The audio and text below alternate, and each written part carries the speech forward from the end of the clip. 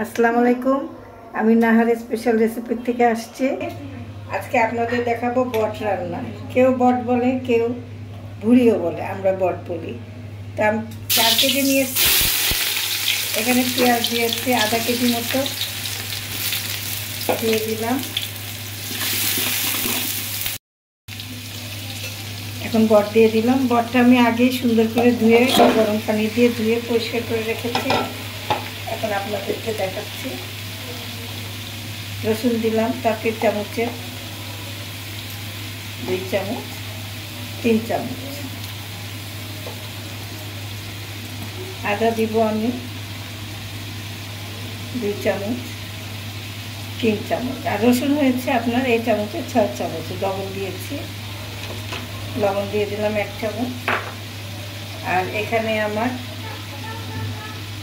আমার জিরা 2 চামচ, ধনে 5 চামচ, আর 4 চামচ আপনার মরিচের গুঁড়া, আর হলুদ 2 চামচ দিয়ে দিলাম।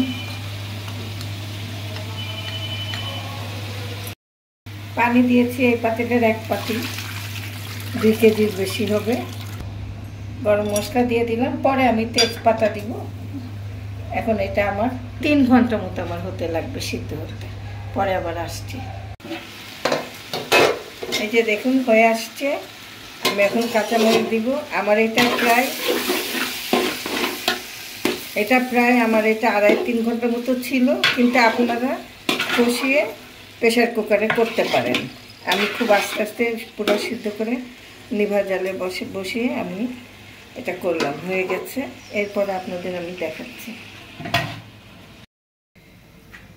প্যান গরম হয়ে গিয়েছে, এখন আমি তেল দিব। তেলে এটাকে একটু ভাজা ভাজা করে নেব।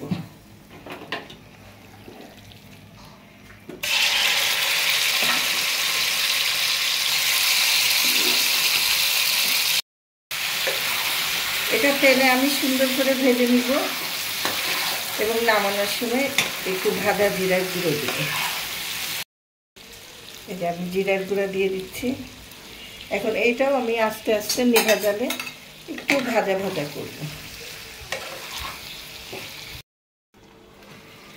এটা হয়ে গেছে, একটু পরে নামিয়ে ফেলবো। নামানোর আগে হালকা একটু সরিষার তেল দিব, দেখবেন কত টেস্ট লাগে। ভিউয়ার্স, দেখেন আপনাদের কেমন লাগছে।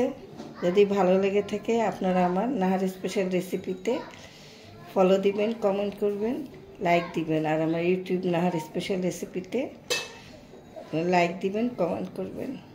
নাহার স্পেশাল রেসিপিতে আপনারা বেশি বেশি করে শেয়ার করবেন। আপনারা ভালো থাকুন, সুস্থ থাকুন, নিজের দিকে খেয়াল রাখবেন। খোদা হাফেজ।